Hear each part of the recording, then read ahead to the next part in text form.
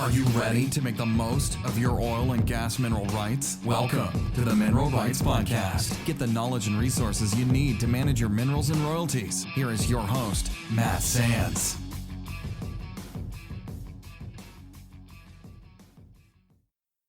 Welcome to the Mineral Rights Podcast. Thank you so much for joining us. I'm your host, Matt Sands, and I'm here to help you make the most of your mineral rights and royalties. Justin Williams joins me as always. Hey, Justin. Hey, Matt. Thanks for having me. Thanks for coming on the show. And before we get to today's episode, just a quick reminder, if you want to ask a question to be featured on an upcoming episode, please leave a comment at mineralrightspodcast.com, or you can send an email to feedback@mineralrightspodcast.com. You can always find the show notes at the website as well at mineralrightspodcast.com. And today we're going to talk about what documents to keep for mineral and royalty owners and sort of how to manage that. So this is document management 101 for mineral rights and royalties.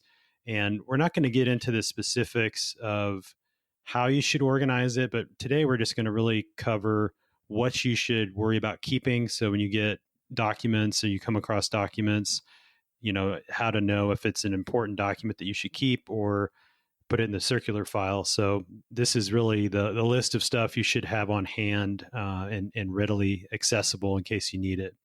Again, this is not legal advice, just really for information purposes only, and not intended to be an exhaustive list of all the possible documents, but really the most common and sort of the typical categories you should worry about. So first of all, we'll go into the documents that you get when you find out that you're going to get royalties, and that would be a division order. And so typically that's sent out after they've established production or getting close to establishing production to confirm your decimal interest in the new well or new wells. And typically an operator will provide you with 2 copies of the division order, one for your records and then one to sign and return. And usually they'll also include a W-9 form for you to sign if they don't have one on file for you. And that's so that they can know to issue the 1099 at the end of the year to you as the right person. And otherwise, if you don't return that W-9, they will usually withhold tax. And so they'll have backup withholding, which you don't want because it'll be generally that's higher than most people's effective tax rate. So you're better off just getting the full amount and then filing the taxes at the end of the year. So division order is the first one. That's an important document. We have a whole episode that talks about division orders. So check out that episode. You can find out more about what you need to know and what to look out for with division orders. But that's one document that you need to worry about. The next one, in kind of this general category, I'll call it conveyance documents.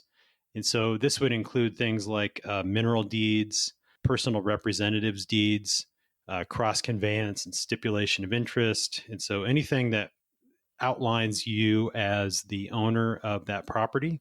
And assuming you have clear and marketable title and the property is in your name, you would assume that there's a deed there. So that deed that you received when you inherited the property or when you purchased the property would be one that you'd want to hold on to. So however you came into possession of the property, and keep the original recorded copy. So when it's recorded, usually the grantee gets the recorded copy back. So that's the one you want to have and hold on to. You can always get a certified copy from the county clerk and recorder's office if you lose it, but it's really just best to hold on to the original so you don't have to deal with that. And then I mentioned again, the cross conveyance and stipulation of interest. Justin, I know that you've run into that and having to clarify your ownership and the exact tract of land that you inherited. So what was your experience with cross conveyance and stipulation of interest? Yeah, absolutely. It's a great for the oil and gas companies if they're unsure of how you fit into the equation or that the whole family agrees on it, whatever it is. They'll look for you to execute stipulation of interest or cross conveyance, like you say, and file that within the county, which just clearly stipulates that these 4 people share this percentage in this amount. Yeah, and that sometimes you'd mentioned to me that you have had the operator actually prepare that for you instead of having to pay a lawyer. Is that been your experience? Absolutely. And you always want a lawyer to double check just to be sure. But a lot of times at oil and gas company, it's a very routine thing for them and they have the can form to prepare for you. And it can be very quick and routine for them. Yeah, so that's a way to save a few $100s rather than having an attorney draft that. Like Justin mentioned, they'll definitely have somebody review it just to make sure it's nothing incorrect there. So that goes with conveyance documents. So again, that's just outlining who owns the property, and just that would be that category.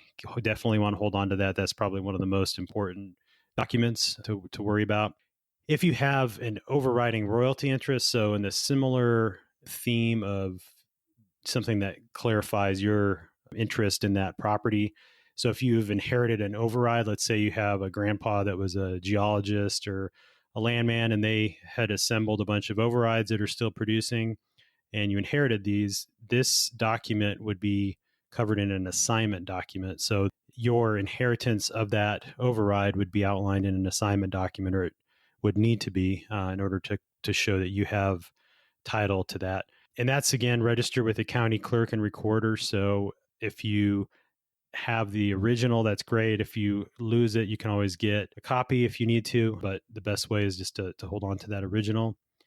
And another thing to keep in mind is if you are getting paid on a particular well, let's say you inherit an override and you're getting royalties on a certain well, keep in mind that you may also have an override in the lease itself, which might cover multiple wells. So if this is something you recently inherit, it's definitely a good idea to go back to the source assignment document to see what is included and to do some research on any additional wells that might be out there within that lease that are in that drilling spacing unit that you might have an interest in, or even potentially additional permitted wells or wells that are going to come online in the future, so that you understand what the true value is. So if you're getting maybe offers to buy that, or if you're looking to sell it, your interest may actually have a sizable upside potential in any of those undrilled wells in any lease that's held by production. So that's something you'd want to understand and keep in mind, so that you don't get swindled out of the rest of the value just getting paid for current production.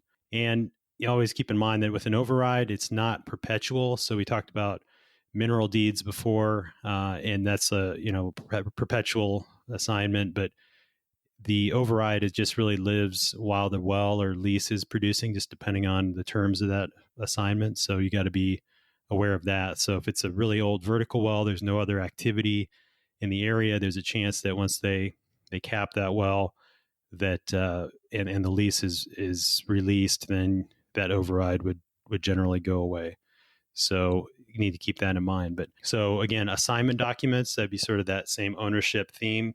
And then along the same lines with a non-operated working interest, if you have that, it'd be same as an override through an assignment or an oil and gas lease, that you would have the ownership of that non-operated working interest. And you would, in this case, definitely need to keep a copy of that assignment or lease documents, or both, so that you can understand exactly what is covered. And then along with that, one of the other things you'll need to worry about with a non-operated working interest is a copy of the operating agreement, which outlines the specific details around the working interest.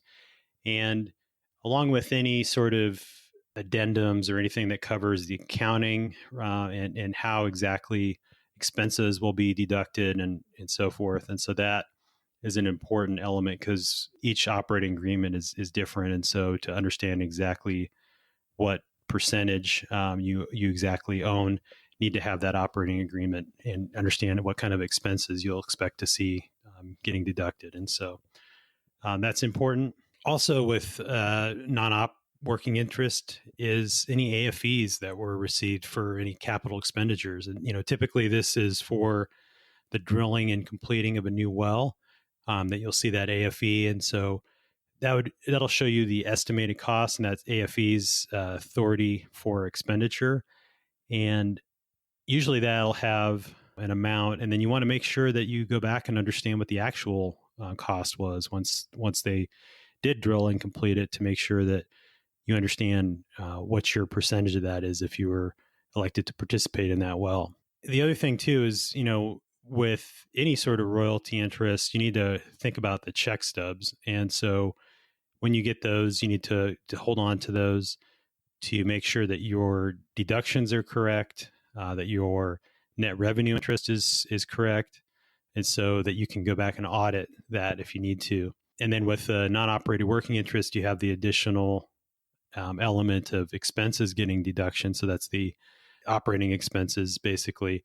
And that'll come in a JIB statement or joint interest billing statement, which will show those expenses that were incurred, along with the classification of each expense for tax purposes. So there's different ways that you need to think about handling a non-operated working interest when it comes to taxes. You have things like intangible drilling costs and stuff like that. And so you need to get with your CPA to make sure that you're taking advantage of the right deductions when it comes with that.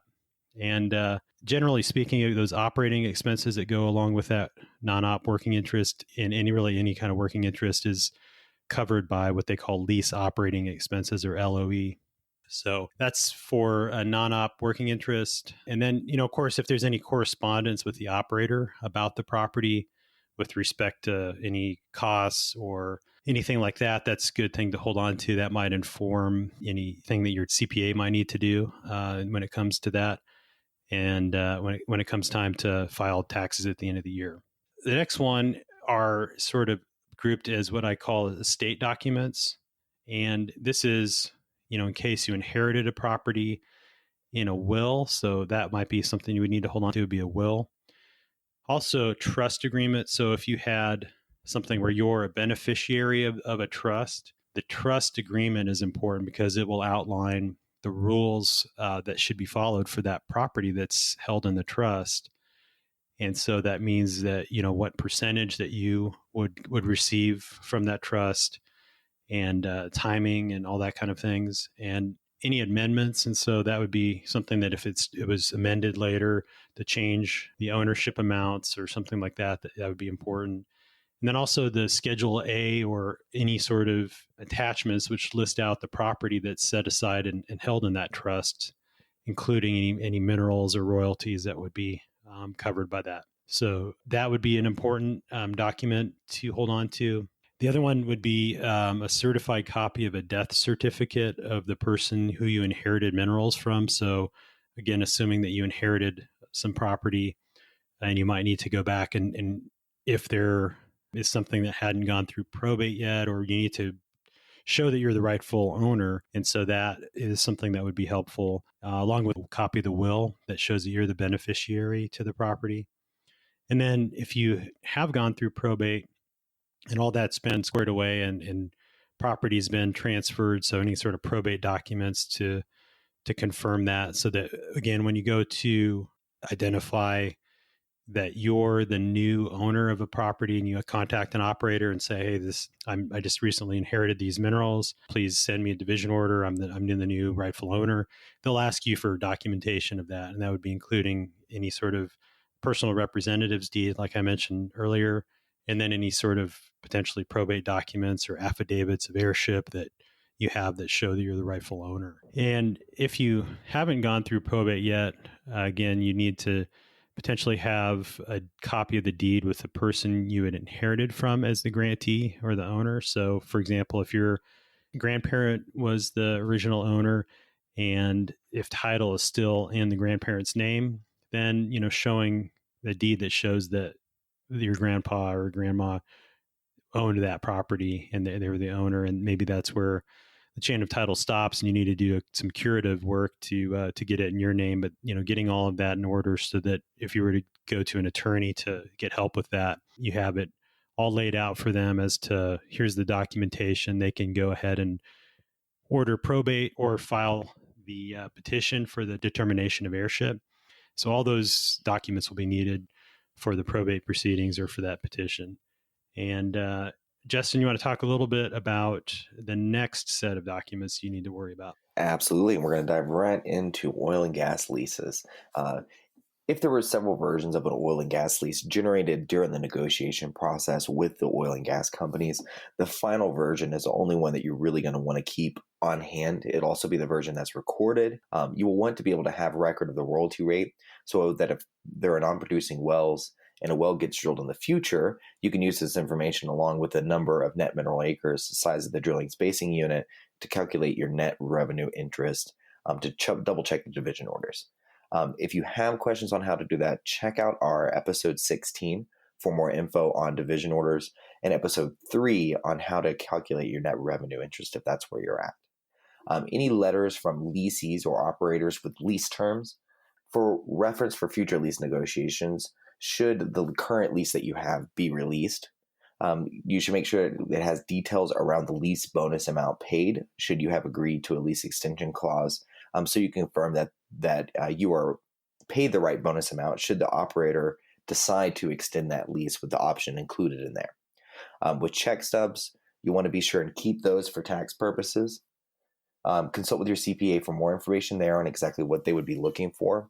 You want to hang on to those for royalty audit purposes. This is something we hear a lot from mineral right owners. You want to be able to be sure that you can go back over time and make sure that your NRI is correct and that only the allowed deductions are taken. And that's something we were just talking about earlier with, whether your lease does or does not allow them to take post-production fees or whatever else it might be. For end of the year tax purposes, typically you'll get a 1099 for the royalties from the oil and gas companies, but you'll want to keep those check stubs just in case. You'll also want to keep any 1099s for leasing bonus payments that you receive.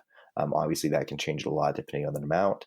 And then any receipts for expenses associated with your minerals or royalties, whether it be attorney fees, landman fees, property taxes paid, the ad valorem paid, whatever it might be.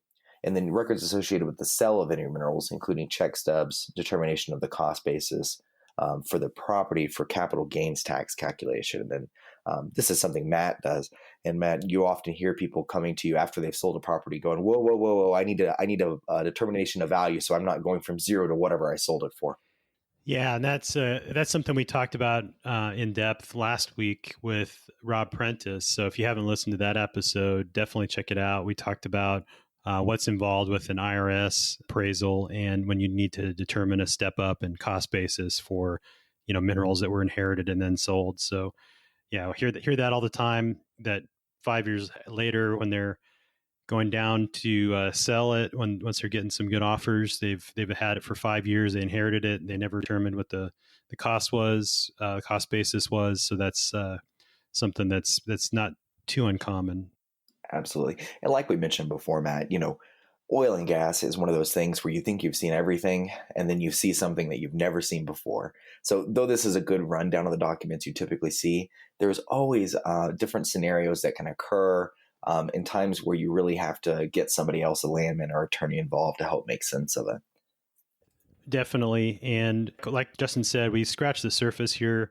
This is really just the summary of the types of documents to keep. In general, anything that you get related to your minerals or royalties, if you're unsure, just hold on to it in some sort of file where you can readily access this information. And while we're not going to get into the how to do this, I'll mention a couple of things. If you're going to do it with a hard copy with paper, I like to organize files by location, so by legal description, so by county, and then township range and section. But really, there's no right or wrong way to organize them, just so long that as you can access it when you need it. And if you're computer savvy and really just hate stacks of paper everywhere, filing cabinets full of stuff that you can't find, you can always scan the documents and save them to your computer. That way you can organize them in some sort of document management system. And it could be as simple as a file structure on your computer. So if you have like a Windows PC, you can use OneDrive. And so they're accessible locally on your computer, but then backed up to the cloud. And same concept with Mac with iCloud. So you have a folder that would have your all your paperwork associated with your minerals and royalties organized in whatever fashion is easiest for you to find them. And the nice thing about storing it online or on the computer is you can search. And so it's sometimes a little bit easier or quicker to find stuff that way.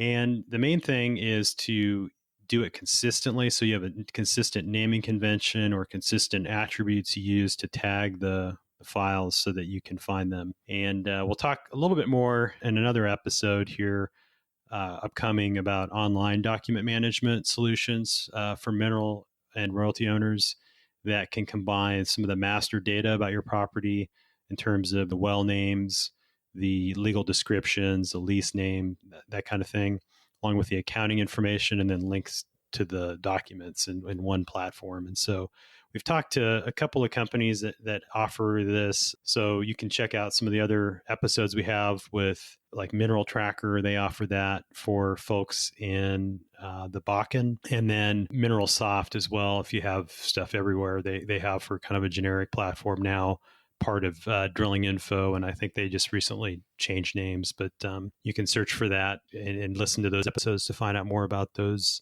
solutions. But we'll cover more in depth about document management and sort of other options, exactly how to do that if you want to go online and kind of take advantage of that.